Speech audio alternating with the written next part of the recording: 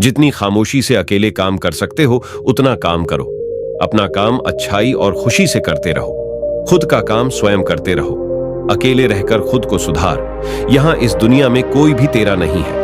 ऐसा गौतम बुद्ध ने कई सालों पहले अपने शिष्यों को क्यों कहा था? इसके पीछे की कहानी क्या है? तो इस रहस्यमयी कहानी को हम आज के इस वीडियो में आपके सामने प्रस्तुत कर रहे हैं। तो बिना देर किए चलिए वीडियो की शुरुआत करते हैं। स्वार्थी यानी कि स्वयं का अर्थ। जो इंसान स्वयं का अर्थ जानना चाहता है, जो खुद को समझना चाहता है, क्या वो इंसान आपकी नजर में गलत है?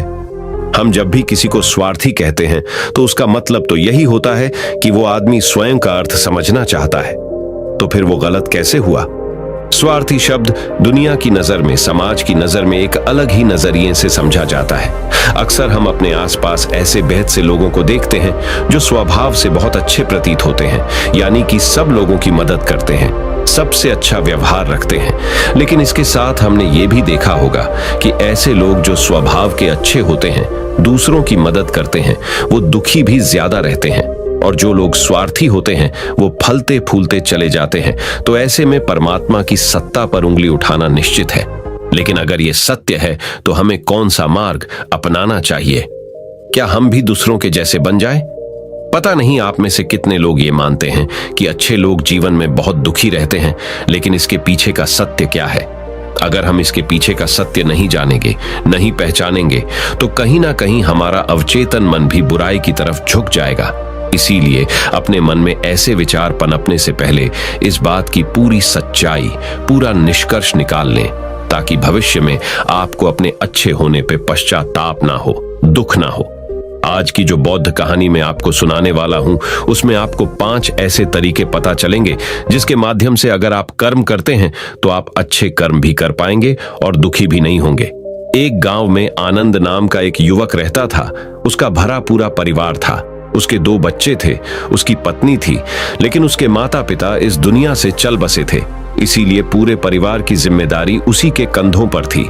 बच्चे अपनी पढ़ाई करते थे और उसकी पत्नी अपने घर गृहस्थी के कामों के साथ गाय, भैंस, बकरी इत्यादि का दूध बेचकर अपना घर चलाती थी। और आनंद पहाड़ में पत्थर तोड़ने का काम करता था। बहुत ही मेहनत भरा काम था। पूरे दिन काम करता तो रात को थक कर घर पर वापस लौटता। लेकिन इतनी मेहनत करने के बाद भी अगर आनंद को गांव का कोई भी आदमी मदद के लिए बुलाता तो आनंद कभी भी मना नहीं करता था। उसके जीवन का एक ही सिद्धांत था, अगर मैं दूसरों की मदद करूंगा तो परमात्मा मेरा साथ देंगे, परमात्मा मेरे साथ कुछ बुरा नहीं होने देंगे। आनंद अपने इस सिद्धांत का पालन बहुत ही कड़ाई के साथ करता था। वह इस सिद्धांत पर इतना विश्वास करता था कि अगर कोई बाहर का आदमी उससे मदद मांग ले तो वो अपने घर का काम भी अधूरा छोड़कर उस आदमी की मदद करने के लिए पहुंच जाता था, जिसकी वजह से उसकी पत्नी बहुत परेशान रहती थी। वो अक्सर आनंद को समझाने की कोशिश करती थी कि सबसे पहले अपना काम, अपने परिवार को देखो। 2 बच्चे हैं हमारे और फिर भी तुम दूसरों के काम करने में लगे रहते हो। अरे अपने घर को तो संभालो। अपना घर संभाल नहीं रहा, दूसरों की मदद करने चले हैं। और जब ऐसी ऐसी बातें आनंद के कानों में पड़ती तो उसके हृदय में कांटा चुभने लगता था और उन दोनों में लड़ाई झगड़ा शुरू हो जाता था। अक्सर उनके लड़ाई झगड़े का यही सबसे बड़ा कारण होता था। लेकिन ना तो आनंद अपने आप को बदल पाया और ना ही उसकी पत्नी ने उसको समझाना कभी बंद किया। इसी वजह से आए दिन उनके घर में क्लेश होता रहता था। जहां तक उस गांव वालों की बात थी तो वो आनंद के स्वभाव को जानते थे और वो जानबूझकर जो काम आसान भी होता था, जो उनके सामर्थ्य में भी होता था, उस काम के लिए भी वो आनंद को बुलाते थे ताकि उन्हें कम मेहनत करनी पड़े। कहने का अर्थ ये है कि गांव वाले आनंद की इस शिष्टाचार का फायदा उठाते थे, लाभ उठाते थे और सब पीछे से उसका मजाक उड़ाते थे, उसे बेवकूफ कहते थे। ऐसे ही समय भी तरह और एक दिन आनंद की पत्नी बहुत ज्यादा बीमार पड़ गई। आनंद से जो कुछ भी सेवा हो सकती थी उसने वो सब अपनी पत्नी के लिए किया। उसने गांव के वैद्य को बुलाकर अपनी पत्नी की जांच करवाई, लेकिन ये रोग उस वैद्य की पकड़ के बाहर था।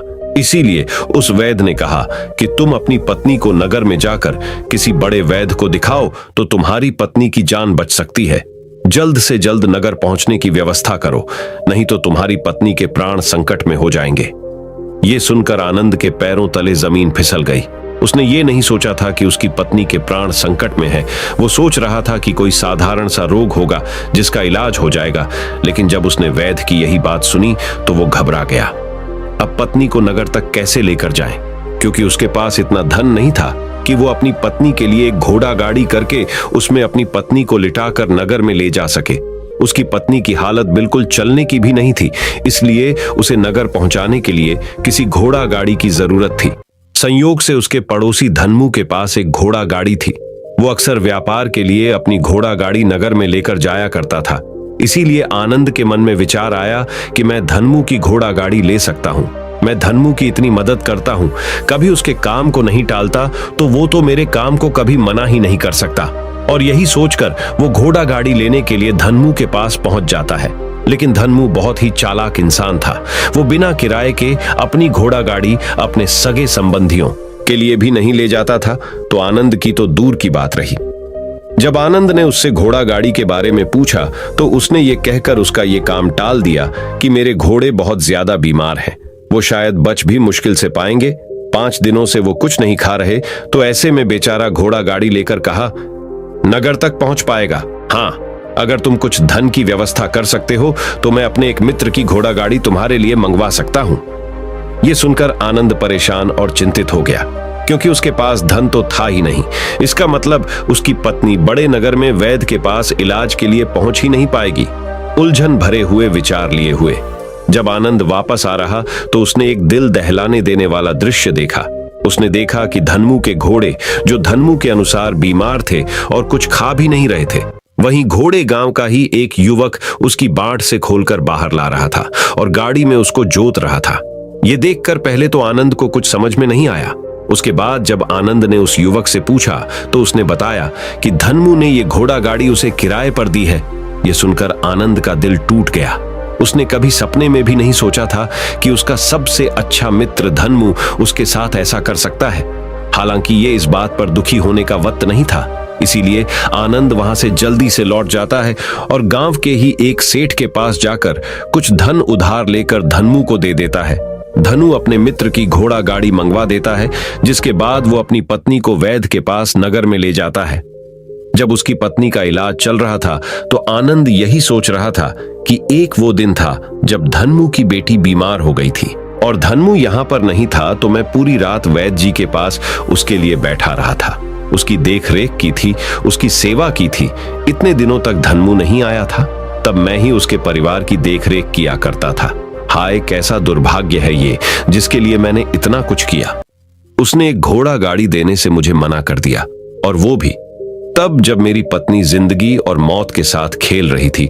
कुछ देर बाद वैद्य बाहर आकर आनंद को एक बहुत बुरी खबर देता है। वो आनंद को बताता है कि उसकी पत्नी को कर्क रोग हो चुका है और इसका कोई भी इलाज नहीं है। उसके पास कुछ समय ही शेष बचा है। यह सुनकर आनंद दुखी होकर वहीं जमीन पर बैठ गया। उसकी पूरी दुनिया उजड़ने वाली थी और उसे कोई रास्ता नजर नहीं आ रहा था। कुछ समय बाद उसकी पत्नी चल बसी और अब दोनों बच्चों की जिम्मेदारी उसके कंधों पर आ गई थी। लेकिन यहाँ पर आनंद के सारे सिद्धांत टूट चुके थे, उसके सारे भरम खत्म हो चुके थे। अब उसके दिमाग में एक ही बात थी कि अच्छा, कर्म करने से परमात्मा साथ नहीं देता, बल्कि जो बुरे लोग हैं वो लोग फलते फूलते हैं, और इस बात का मैं सबसे बड़ा गवाह हूं। ये विचार अक्सर उसके दिमाग में चलते रहते थे और इसी वजह से उसका मन धीरे धीरे संन्यस्त हो गया, देश दुनिया से दूर हट गया। और एक दिन ऐसा भी आया जब वो अपने बच्चों को अपने रिश्तेदारों के पास छोड़कर इस देश दुनिया को त्याग कर एक सन्यासी बनने के लिए घर से निकल पड़ा। उसने गांव में किसी को कुछ नहीं बताया। किसी को नहीं पता था कि आनंद अचानक कहां गायब हो गया। सन्यास की दीक्षा लेने के लिए वो एक बौद्ध भिक्षु के पास पहुंचता है।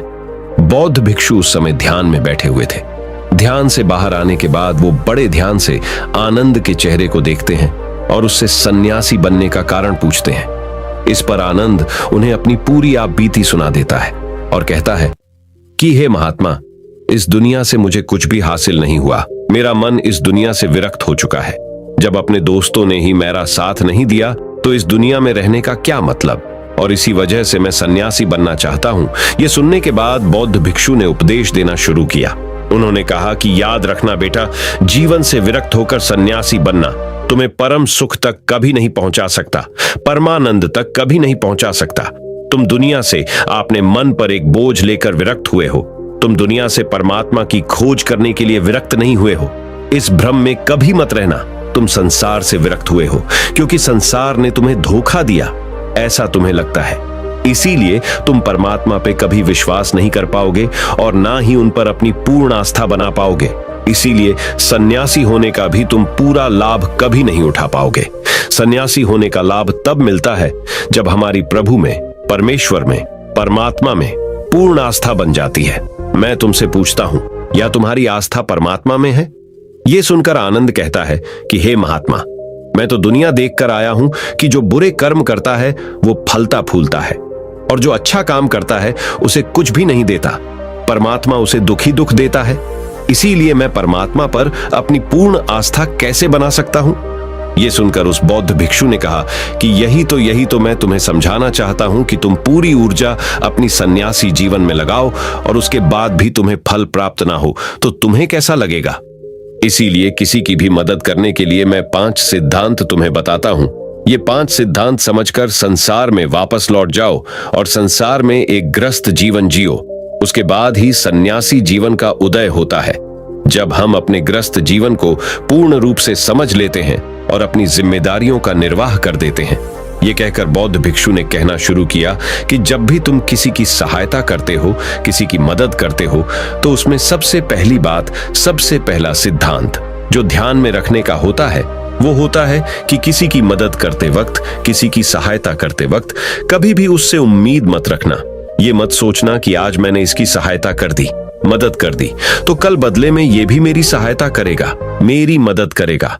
अगर तुम ऐसा सोचोगे तो तुम्हें जीवन में दुखों का सामना करना ही पड़ेगा, क्योंकि एक नहीं तो दूसरा, या दूसरा नहीं तो तीसरा, कोई ना कोई तुम्हारी उम्मीद जरूर तोड़ेगा। और वास्तविकता में वो मदद या वो सहायता नहीं होती, वो हमारे लालच का ही एक रूप होता है। हम उसकी सहायता या मदद निर्भर तरीके से नहीं कर रहे हैं। हमारे मन में लालच का भाव है, हमारे मन में बदले का भाव है। हम ये सोचकर मदद करते हैं कि इसकी मदद कर देता हूं तो कल ये मेरा भी मदद करेगा, और यही लालच हमें अक्सर उन लोगों की मदद करने पर विवश करता है जो किसी ना किसी रूप में धनवान होते हैं, क्योंकि हमें लगता है कि कल ये आदमी धन के द्वारा मेरी मदद कर सकता है। और इसीलिए जिस इंसान को वास्तविकता में मदद की आवश्यकता है, हो सकता है वो गरीब हो, लेकिन हमारा मन अपने लालच के वशीभूत होकर उसकी मदद कभी नहीं करेगा। इसीलिए किसी की मदद और किसी की सहायता करने के अपने विचार को विस्तार दो। केवल एक प्रकार के वर्ग के लिए अपनी सहायता या अपनी मदद पेश मत करना, उन सब के लिए समान होनी चाहिए।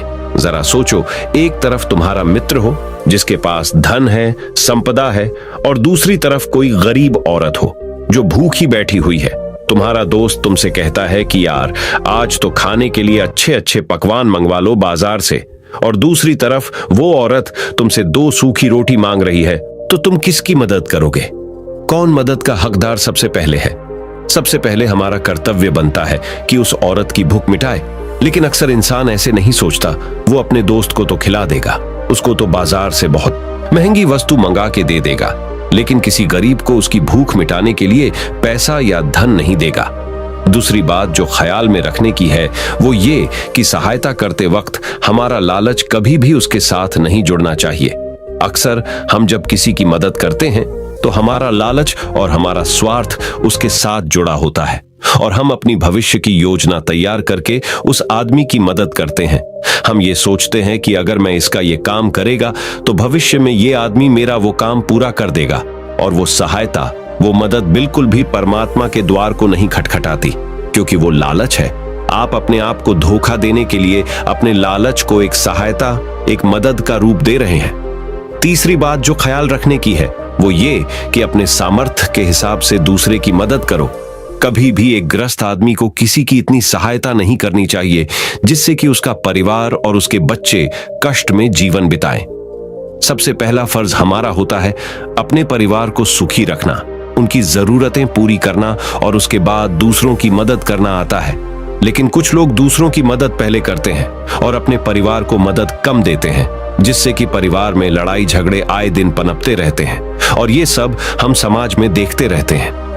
अपने आसपास। अगली बात जो ख्याल में रखने की होती है वो ये कि अपना कर्म, अपनी जिम्मेदारियां पहले निभानी होती है। हम अपना कर्म, अपना काम छोड़कर पहले दूसरों की मदद करने के लिए चले जाते हैं, और जब दूसरा बदले में हमारी मदद नहीं करता तो हमारा दिल दुखी हो जाता है। हम सोचते हैं कि मैंने तो अपना काम छोड़कर उस आदमी की मदद की थी और वो आदमी मेरी मदद ही नहीं कर रहा है। इसीलिए अपना कर्म सर्वोपरि, अपना कर्म सबसे ऊपर, क्योंकि वही काम करने के लिए इस दुनिया में हमारा जन्म हुआ है। और सबसे आखिर में जो बात समझने की है वो ये कि परमात्मा की मर्जी से ही सब कुछ होता है। हमारा कर्तव्य है अपने कर्म को करते जाना।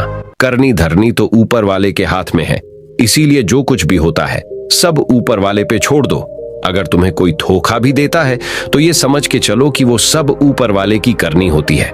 आप ये मान के चलो कि मैं करता नहीं हूं, मैं तो एक माध्यम हूं, करवाने वाला तो वो है, उसके सामने किसकी मर्जी चली। जब ये आस्था, ये विश्वास हमारे मन में पनपने लगता है तो हमारी सारी शिकायतें दूर हो जाती हैं, क्योंकि इस दुनिया में जो भी होता है अच्छे के लिए होता है, जो भी हो रहा है अच्छे के लिए हो रहा है, और जो भी होगा अच्छा ही होगा। चाहे हमारी बुद्धि आज वर्तमान में इस सिद्धांत को ना समझ पाए, लेकिन जीवन में कभी ना कभी किसी ना किसी मोड़ पर आपको जरूर ये एहसास होगा कि जो हुआ था वो अच्छे के लिए ही हुआ था। इसीलिए सारी शिकायतें दूर कर दो और बस अपना कर्म करते जाओ। अपने ग्रस्त जीवन को पूर्ण रूप से जिलो, और उसके बाद ही सन्यासी जीवन की नींव होती है। इसके बाद बौद्ध भिक्षु ने आनंद को कहा कि वापस अपने गांव लौट जाओ, अपनी बेटियों को वापस लेकर आओ, उन्हें पालो पोसो, अपने बच्चों को वापस लेकर आओ, दूसरी शादी कर लो, लेकिन बच्चों का पालन पोषण अच्छे तरीके से करो। यह सुनकर आनंद अपने बच्चों के साथ अपने गांव में वापस लौट आता है। गांव में किसी को खबर नहीं थी कि आनंद कहां पर गया हुआ था और वो क्या ज्ञान लेकर वापस लौटा है। लेकिन अगले दिन सुबह सुबह गांव वालों ने आनंद के चेहरे पर एक अलग ही चमक, एक अलग ही आभा पाई। तो इस कहानी से हमें यह सीख मिलती है कि दूसरों के पीछे भागने से अच्छा है अकेले रहकर अपने आप को सुधारो और अपनों का काम बड़े ही खुशी से करो, और शांत रहकर अपने आप की दिमाग की मनस्थिति को सुधारो। तो अब हम आपको बताएंगे कि शांत रहने के क्या क्या फायदे हैं। तो चलिए शुरुआत करते हैं। हर तरफ शोर शराबे और भाग दौड़ के बीच खामोशी की अपनी अलग ही खासियत है। आपने कई कविताओं में भी पढ़ा होगा कि मौन रहकर एक दूसरे की बात को समझना सबसे सुंदर संवाद है। लेकिन क्या आप ये जानते हैं कि चुप रहने के अपने शारीरिक और मानसिक फायदे भी हैं? विशेषज्ञ मानते हैं कि मौन यानी शांत रहने से व्यक्ति अधिक दिमागदार और उत्पादक बनने की ओर अग्रसर होता है। इससे उसके मानसिक और शारीरिक स्वास्थ्य दोनों में सुधार हो सकता है। मौन धारण करने का महत्व आज हम जिस युग में जी रहे हैं उसमें टेक्नोलॉजी एक महत्वपूर्ण भूमिका निभाती है। जहां लोग एकांत की खोज में लगे रहते, वो खुद को इन्हीं टेक्नोलॉजी को कहीं गुम कर देते हैं। लेकिन मौन को मन में बैठाने की दिशा में पहला कदम यह है कि आप अपने मानसिक स्वास्थ्य को अन्य सभी पहलुओं से बढ़कर समझें और फिर उन तकनीकों को शामिल करने का सचेत प्रयास करें जो आपको मौन रहने की आत्मीय उदारता और शक्ति का अनुभव करने की अनुमति दे। गाड़ियों के बेतहाशे हॉर्न से लेकर आसपास बजने वाले म्यूजिक, ऑन डिमांड शो और लोगों की छटर-पटर से लेकर आपकी बिल्डिंग के ऊपर से उड़ते हुए हवाई जहाज की आवाज तक, हर तरफ एक घना शोर है जिसमें दूसरों की तो क्या, कभी कभी खुद की भी आवाज नहीं सुन पाते। आपके अंतर्मन की आवाज, जिसे सुनने से आपके जीवन की आधी परेशानी का समाधान मिल सकता है। वैज्ञानिक प्रमाणों के अनुसार यह हमारे स्वास्थ्य के लिए बहुत अच्छी बात है कि लेकिन शांत रहना ब्लड प्रेशर कम कर सकता है, एकाग्रता और ध्यान में सुधार ला सकता है, परेशान करने वाले विचारों को शांत कर सकता है, मस्तिष्क के विकास को बढ़ावा दे सकता है, कोर्टिसोल को कम कर सकता है, अंदर की रचनात्मकता को बढ़ावा मिलता है, अच्छी नींद को बढ़ावा मिलता है, दिमागी रूप से स्वस्थ महसूस कर सकते हैं। हालांकि यहां मौन रहने का मतलब परेशानी में भी चुप्पी साधे रहने से नहीं है, बल्कि अनावश्यक किसी भी शोर से दूर रहने और ध्वनि प्रदूषण से बचना है। मौन रहते हुए धीरे धीरे गहरी सांस लेने से और भी फायदे मिल सकते हैं। चुप रहना है अनेक समस्याओं का हल। तनाव घटाने और एकाग्रता बढ़ाने के लिए हम आपको अब 9 फायदे बनाएंगे। मेडिटेशन और ध्यान लगाना खुद को शांत करने और तनाव घटाने का एक बेहतरीन तरीका है। आपने ध्यान दिया होगा कि हर धर्म और संस्कृति में शांत और मौन रहने को महत्व दिया गया है। चाहे आप इसे धार्मिक नाम दें या जीने का एक तरीका माने, लेकिन दिन भर में कुछ समय तक शांत रहना आपके स्वास्थ्य के लिए बहुत फायदेमंद साबित होता है। कई साइकोलॉजिस्ट भी कॉन्फिडेंस बढ़ाने, कंसंट्रेशन बढ़ाने, मन की शांति और पॉजिटिव थिंकिंग के लिए कुछ मिनट मौन धारण करने की सलाह देते हैं। जब हम कुछ समय मौन या चुप रहते हैं तो हमें खुद से बात करने का मौका मिलता है। हम चिंतन मनन करते हैं, जिससे हमारा मन शांत होता है, दिमाग रिलैक्स रहता है और हमारा दिमाग नई ऊर्जा और विचारों से भरता है। चलिए आपको बताते हैं चुप या मौन रहने के 9 फायदे। पहला फायदा, दिमाग बेहतर काम करता है। एक रिसर्च के मुताबिक अगर हम दिन भर में कुछ मिनट शांत रहते हैं तो हमारा दिमाग रिचार्ज होता है और बेहतर काम करता है।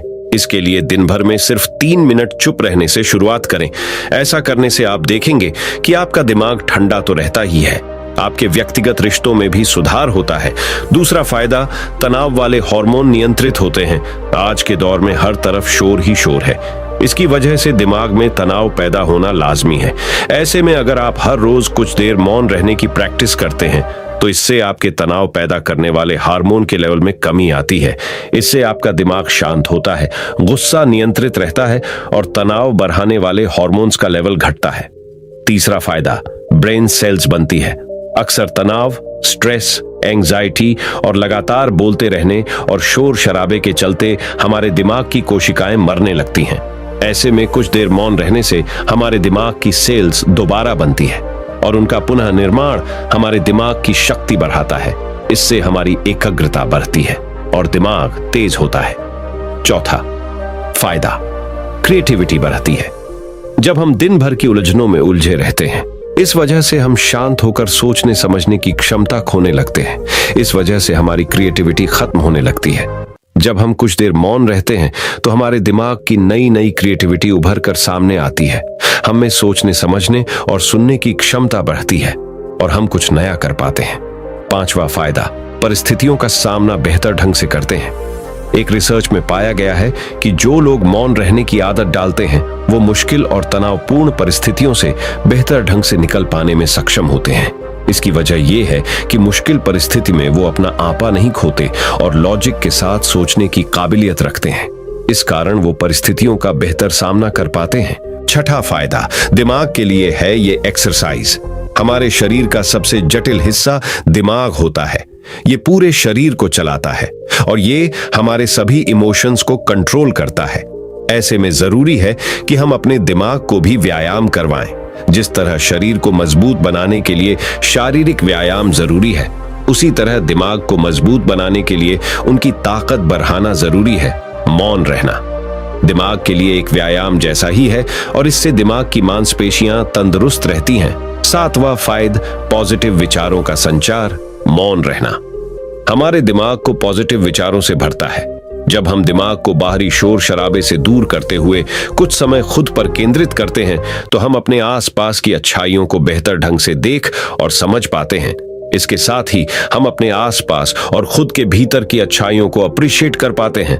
इसीलिए कुछ समय मौन रहते हुए खुद को समझना, अपने भीतर झांकना और अपने बारे में समझना एक बेहतरीन प्रैक्टिस है। आठवां फायदा, एक अच्छे श्रोता और समीक्षक। चुप रहना और कुछ समय तक खुद को स्थिर रखना आपको एक अच्छा श्रोता और समीक्षक बनाता है।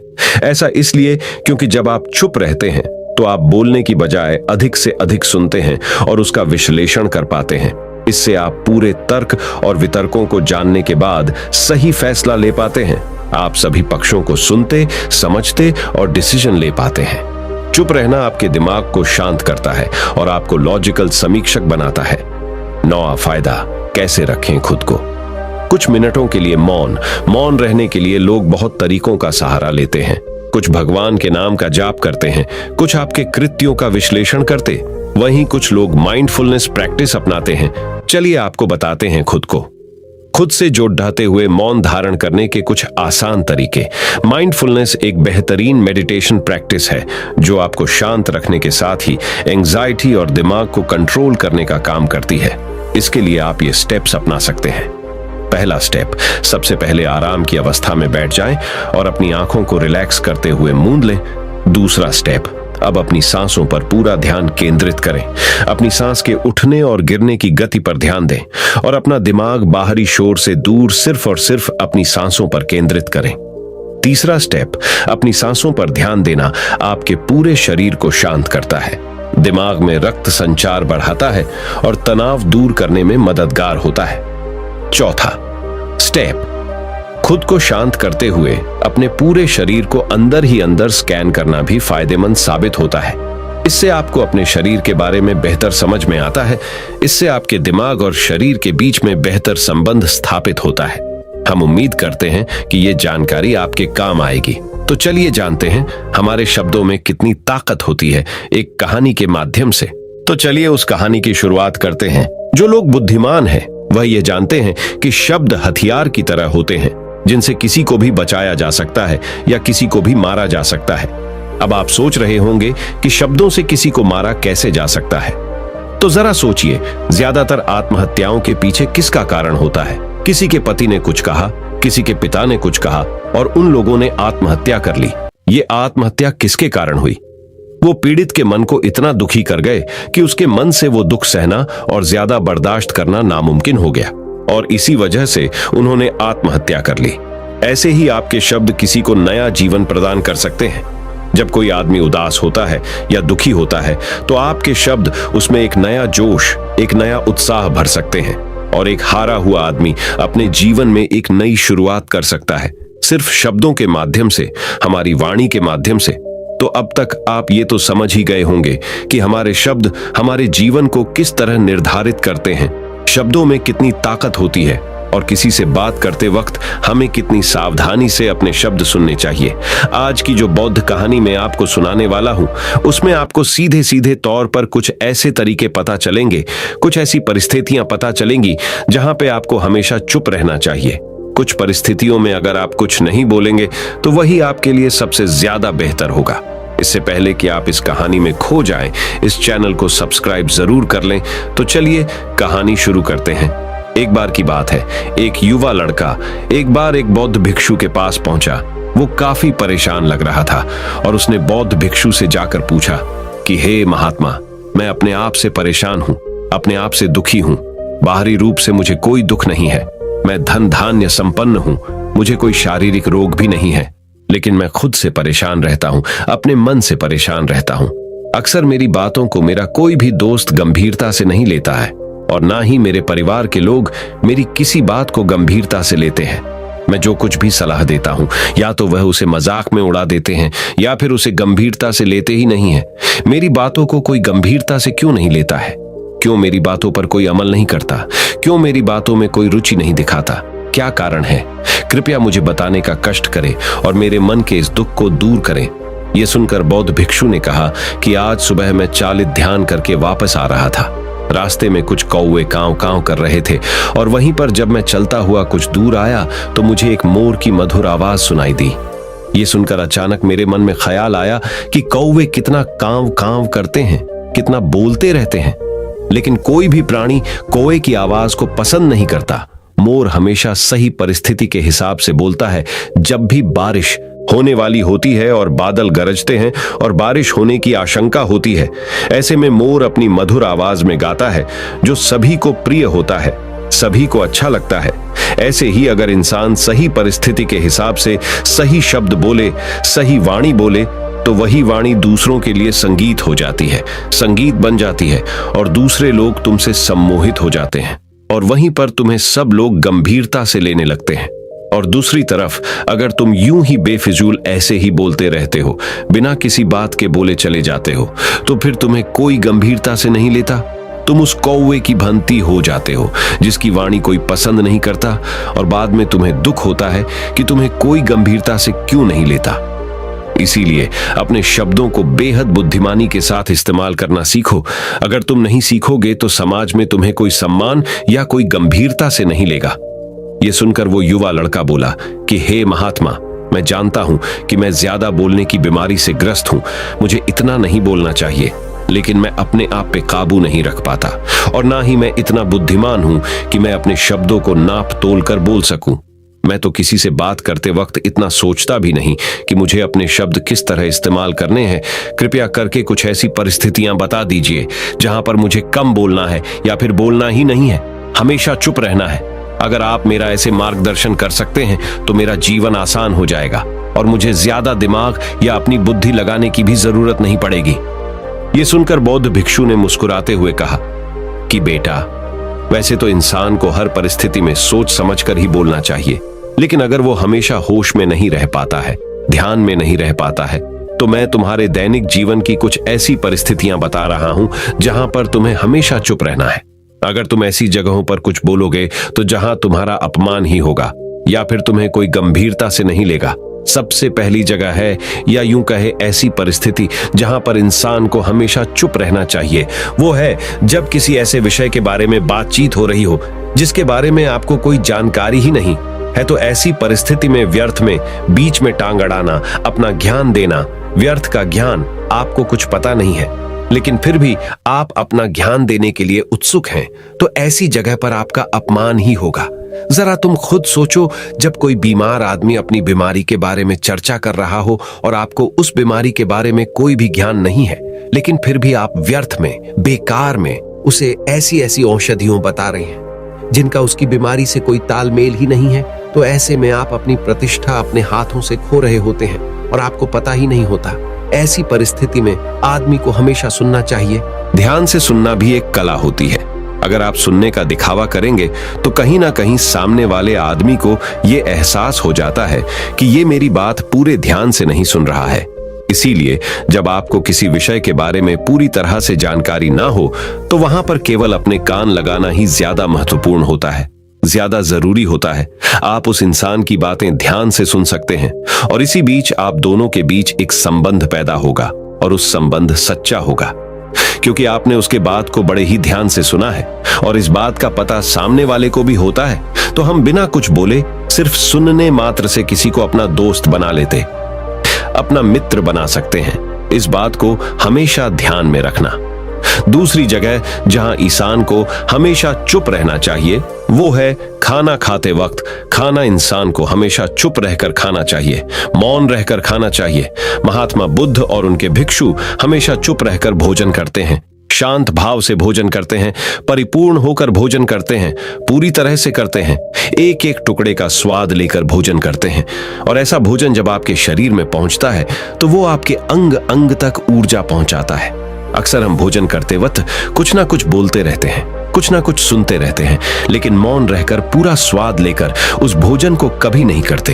हम उस भोजन को करते वक्त आधे अधूरे ही रहते हैं और इसीलिए हमारा शरीर रोगों से ग्रस्त हो जाता है। जरा तुम खुद सोचो, बौद्ध भिक्षु हमेशा भिक्षा लेकर भोजन करता है और भिक्षा भी कितनी बिल्कुल मामूली सी, और वो भी एक वक्त। तो एक वक्त भोजन करने के बाद भी वो इतने स्वस्थ रहते थे, इतने उत्साह, जोश और आनंद से भरे होते थे। और हम तो इतना खाना खाते हैं, इतने सारे भोजन की सामग्री हमारे लिए उपलब्ध होती है, लेकिन हमारे शरीर में कोई ऊर्जा नहीं होती। इसका सबसे बड़ा कारण होता है कि हम अपना भोजन होश में नहीं करते हैं, परिपूर्ण होकर नहीं करते हैं, मौन रहकर नहीं करते हैं। इसीलिए अपना भोजन हमेशा मौन रहकर ही करो। तीसरी जगह जहां पर अगर आपने चुप रहना सीख लिया तो इसका मतलब यह है कि आपने अपने ऊपर विजय हासिल कर ली। जी हां, गुस्से में शांत रहना या चुप रहना इतना आसान नहीं होता है। अक्सर हम गुस्से से भरकर कुछ ऐसे शब्द या अपशब्द बोल जाते हैं जिसका पछतावा हमें हमेशा बाद में होता रहता है। लेकिन जुबान से निकला हुआ शब्द वापस नहीं हो सकता, उस शब्द को मिटाया भी नहीं जा सकता। अब वो जिंदगी भर हमारे दामन से जुड़ चुका है और वो गुस्से में बोला गया। अब शब्द हमारे मन को समय समय पर बेचैन करता रहता है, दुखी करता रहता है, लेकिन गुस्से के वक्त चुप रहना सीखना भी एक बहुत बड़ी कला होती है। गुस्से में आदमी का अपने ऊपर काबू कहां रहता है, अपनी इंद्रियों को वश में कहां रख पाता है। इसीलिए इस कला को आप तभी सीख सकते हैं जब आप गुस्सा भी होश में रहकर कर पाए। जब भी आपको गुस्सा आए, आपके दिमाग में सिर्फ एक ही बात आए कि मुझे चुप रहना है, मुझे किसी से कुछ गाली गलौच नहीं करना, किसी को कोई अपशब्द नहीं बोलना। और जब ये विचार गुस्से के साथ जुड़ जाता है और धीरे धीरे ये आदत बन जाता है, तो आप अपने गुस्से को भी काबू में करना सीख जाते हैं। जब भी कभी गुस्सा आए तो किसी को कुछ बोलने की बजाय कुछ शारीरिक व्यायाम करना शुरू कर। उछलना, भागना, दौड़ना, जिम करना, कुछ भी। आप ऐसा व्यायाम कर सकते हो जिसमें आपका शरीर थक जाए। आप पाएंगे कि जब आपका शरीर थक जाता है तो आपका मन भी शांत हो जाता है। आपने उस गुस्से की ऊर्जा को एक सकारात्मक रूप दे दिया। और यही बुद्धिमान व्यक्ति की पहचान होती है, जो दूसरों के तानों से भी अपना घर बना लेता है, अपनी कामयाबी के रास्ते निकाल लेता है। वही सच में बुद्धिमान आदमी है। जो जहर को भी दवा बनाकर इस्तेमाल करना सीख जाए, वही असली बुद्धिमान होता है। चौथी जगह जहां आप चुप रहेंगे तो आपके लिए वही सबसे ज्यादा बेहतर होगा, वही आपको सम्मान दिलाएगा। चौथी जगह है जब चार लोग आपस में बैठकर बातें कर रहे हो, कोई बैठक कर रहे हो, तो वहां पर जब चार लोग बात कर रहे होते हैं तो चारों लोग एक साथ तो बात कर नहीं सकते।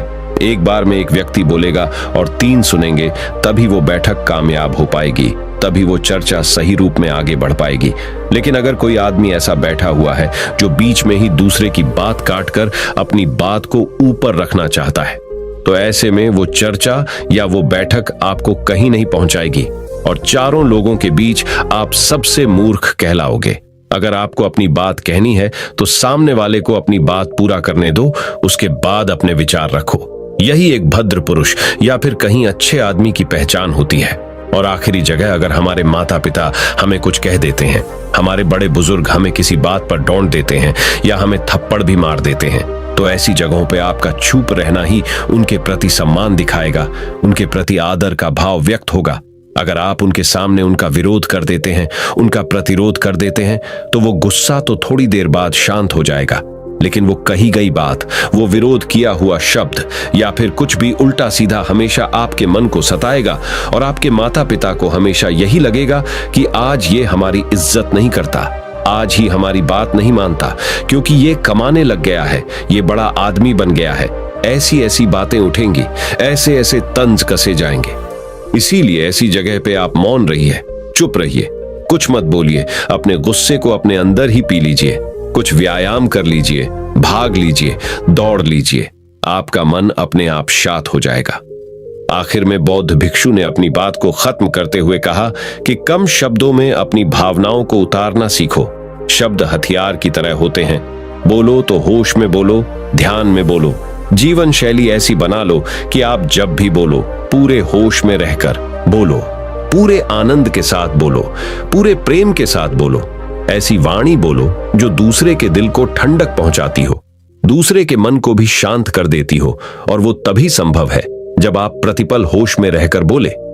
इसके बाद वो युवा लड़का बौद्ध भिक्षु के सामने नतमस्तक हो गया और उनको प्रणाम करते हुए अपने घर वापस लौट गया। अब हम जानेंगे महात्मा गौतम बुद्ध के अनुसार अपने मन को जल्दी से जल्दी वश में कैसे किया जाए। तो चलिए जानते हैं गौतम बुद्ध से शांति के फायदे। तो आपको पता चल गए अब गौतम बुद्ध के अनुसार अपने मन को कैसे संयमित किया जाए। चलिए उसके बारे में जानते हैं। भगवान गौतम बुद्ध कहते थे, ये संसार एक माया जाल है जो कि मनुष्य को अच्छाई भी दिखाता है और बुराई भी दिखाता है। कभी सुंदरता दिखाता है तो कभी दुर्बलता दिखाता है। कभी यह संसार मनुष्य को आकर्षित करता है और कभी कभी मनुष्य को इतना उलझा देता है कि मनुष्य को खुद के जीवन का ध्यान ही नहीं रहता। इसलिए संसार के माया जाल से बचने के लिए भगवान गौतम बुद्ध कहते हैं, जो पुरुष अपने खुद के इंद्रियों से कभी नहीं हारा, वह संसार से या पूरे ब्रह्मांड के किसी भी चीज से कभी हार ही नहीं सकता। वह मनुष्य जहां भी हो उसकी विजय निश्चित है। दोस्तों, आपको बता दे कि इंद्रियों का मतलब होता है कान, नाक, त्वचा, जीभ, हाथ। इन 5 शरीर के भागों को मुख्य इंद्रियां कहा जाता है। इन इंद्रियों को जो पुरुष या स्त्री अपने मन से संयमित कर पाते हैं, वह पुरुष या स्त्री बड़ी ही आसानी से संसार के महासागर को पार कर लेते हैं। यानी कि किसी भी चीज से वह आकर्षित नहीं होते और अपना कर्म बड़े ही विश्वास के साथ करते रहते हैं। ऐसे ही मनुष्य संसार में या इस लोक में या परलोक में बार बार विजयी होते रहते हैं। तो चलिए जानते हैं कि हमारे मन को कैसे वश में किया जाए ताकि हम इस संसार के माया जाल में फिर से ना फंसे। भगवान गौतम बुद्ध कहते हैं, मन को वश में करने के लिए सबसे पहले आपको यह जानना होगा कि आपके शरीर से श्रेष्ठ आपकी इंद्रियां होती हैं। आपकी इंद्रियों से श्रेष्ठ आपका मन होता है और आपके मन से श्रेष्ठ आपकी बुद्धि होती है और अंततः बुद्धि से श्रेष्ठ आपका आत्मा होता है और आत्मा से भी श्रेष्ठ परमात्मा होते हैं। यानी भगवान होते हैं। तो अगर आपके मन को वश में करना है तो सबसे पहले आपकी बुद्धि में यह विचार करें कि मैं आज से बुरे कामों के बारे में सोचूंगा भी नहीं और मेरे अच्छे काम विश्वास से करता रहूंगा। दोस्तों, अगर आप बुरी आदतों के बारे में सोचोगे ही नहीं तो वह आदतें आपकी बुद्धि पर हावी नहीं होगी और आप कभी गलत काम नहीं करोगे। तो सबसे पहली बात तो यह है कि अपने बुद्धि में से बुरी आदतों को निकाल दो और अपनी बुद्धि में जो भी आपका काम है उस काम के बारे में विचार डालना शुरू कर दो। फिर आपकी बुद्धि आपके मन को आपके काम के बारे में संदेश देगी और मन सभी इंद्रियों को वश में करके आपके काम के ऊपर लगा देगा।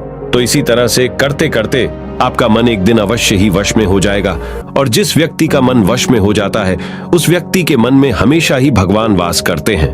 तो देखा दोस्तों, मन को वश में करने के लिए सबसे पहले आपको अपनी बुद्धि को अपने काम के बारे में ज्ञान देना होगा और बुद्धि में से बुरी आदतों को बिल्कुल निकलना होगा, यानी कि उनके बारे में सोचना ही छोड़ना होगा।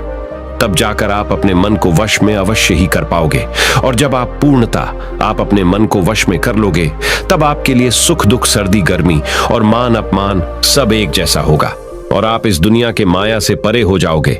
आपको कोई भी चीज आकर्षित नहीं कर पाएगी, उल्टा आपसे ही लोग आकर्षित होंगे और आप जैसा भी काम करते हैं लोग भी आपको देखकर वैसा ही काम करेंगे और लोगों को आप एक आकर्षित और बुद्धिमान मनुष्य लगोगे। इसलिए हमारे भागवत गीता में भगवान कृष्ण ने यह कहा है कि मन का सारा खेल है, मन के हारे हार है और मन के जीते जीत है। ऐसा ही हमारे भगवान बुद्ध ने और ना जाने कितने सफल लोगों ने कहा है। भगवान बुद्ध ने कहा है कि जिसने अपने मन को वश में कर लिया है उसकी जीत को देवता भी हार में नहीं बदल सकते हैं।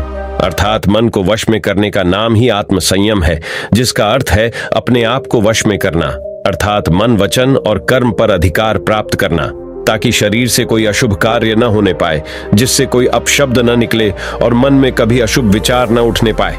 यदि मनुष्य अपनी इंद्रियों का प्रयोग उचित ढंग से करता है तो ही उस मनुष्य को दूसरों को ज्ञान देने का अधिकार है। यदि उसका अपने मन पर अधिकार नहीं है, उचित और अनुचित का ज्ञान नहीं है, तो वह मनुष्य के पद से गिरकर अन्य योनियों में गिने जाने योग्य हो सकता है। एक कथन है कि हम जैसा सोचते हैं वैसा ही बन जाते हैं। वास्तव में यह विचार नहीं अपितु विचारों का संसार है। हमारी सोच और विचारों का प्रभाव हमारे मन पर गहरा असर छोड़ देता है। मनुष्य के मन में विचार ही बार बार उभर कर आते हैं जो मनुष्य को दिशा देने का काम करते हैं। विचार ही मस्तिष्क को गति प्रदान करते हैं और गलत विचार क्रोध की ओर जाने को विवश करते हैं। यह हमारी भूल है कि हम सोचते हैं कि वचनों की कोई शक्ति नहीं है। संसार में जो भी हुआ, जो भी हो रहा है और जो भी होगा सब हमारे कर्म के प्रभाव से हुआ है और जो हो सकता है और आगे जो होगा वह कर्म की शक्ति से होता है, वह विचारों की शक्ति होती है। यदि हमारे अंदर आत्म संयम नहीं है तो आत्मिकता का धन हमारे हाथ नहीं आ सकता है। हम इंद्रियों के जाल में फंसकर पहले तो निर्मल होंगे, फिर अपमानित होते हुए पहले अपना अनिष्ट करेंगे और फिर किसी और का करेंगे। यह सच है कि जो लोग दूसरों के लिए सोचते हैं उनका मन विश्वासपूर्ण विचारों का स्रोत है। इसलिए यदि बुराई से बचना हो तो अपनी दिशा को भलाई की और मोद्धा देना चाहिए। वास्तव में यदि आप जीतना ही चाहते हैं तो सबसे पहले आत्म संयम की आदत डाल लें, क्योंकि संयम का अर्थ ही है अपनी बिखरी हुई शक्तियों को निश्चित दिशा देना। मान लीजिए जिस कार्य को नहीं करना है और जब उसे ही करने के लिए मन आकर्षित करता है तो आप उसे प्रयास पूर्वक रोकने के लिए मन बना लें। उसे ही आत्म संयम कहते हैं। संयम का अर्थ है जब हम आकर्षणों की ओर जाने के लिए हमारा मन सहज रूप से रुक जाए। गांधी जी ने कहा था कि अनुशासन और बलिदान के बिना मुक्ति की आशा नहीं की जा सकती है। लेकिन यह बात भी सच है कि लोग अक्सर गुस्से में विवेक शून्य होकर तुरंत अपने आत्म संयम को गुस्से में खो देते हैं। यह सच है कि समय बीतने के साथ लोगों के आत्म संयम में भारी कमी आई है। इसके गंभीर परिणाम सामने भी आए हैं। इसलिए आत्म संयम की उपयोगिता को किसी भी हाल में कम नहीं आंका जा सकता है। लेकिन यह भी सच है कि शुरुआत में आत्म संयम का मार्ग थोड़ा कठिन लगता है। अर्थात मन को वश में करने का नाम ही आत्म संयम है। मनुष्य को मिली हुई शक्तियों को निश्चित दिशा देना संयम कहलाता है। तो दर्शकों, उम्मीद है कि आपको मन को वश में करने का उपाय और शांति के फायदे और कहां-कहां आपको शांत रहना है इसके बारे में इस वीडियो के माध्यम से पता चला होगा। और मुझे यह आशा है कि आप अवश्य ही अपने मन को वश में करोगे और जिंदगी के सभी क्षेत्रों में अवश्य ही सफल होकर अपने परिवार का नाम रोशन करोगे। ऐसी ही और गौतम बुद्ध की प्रेरणादायक सीख लेने के लिए हमारे चैनल को फॉलो करें और यह वीडियो आपको पसंद आया हो तो हमारे चैनल को सब्सक्राइब कीजिए और इस वीडियो को एक लाइक कीजिए और इस वीडियो को जितना हो सके उतना अपने दोस्तों के साथ शेयर करें। मिलते हैं हमारे अगले वीडियो में। नमो बुद्धाय।